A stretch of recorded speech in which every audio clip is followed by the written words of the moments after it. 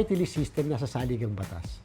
Nung bumoto ang mga mamamayan at kanilang inadapt ang 1987 Constitution, alam nila ito'y magiging parte ng ating demokrasya. Kung meron mang problema sa party list, maaari hindi yung system, minsan yung tao. You don't blame the system, you blame the people running the system.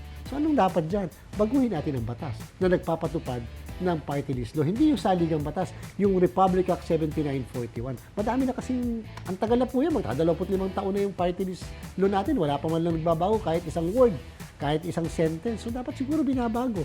Kasi mismo ang ating saligang batas, medyo nagkakaroon ng mga iba't ibang interpretasyon sa mga provision ng batas na ito.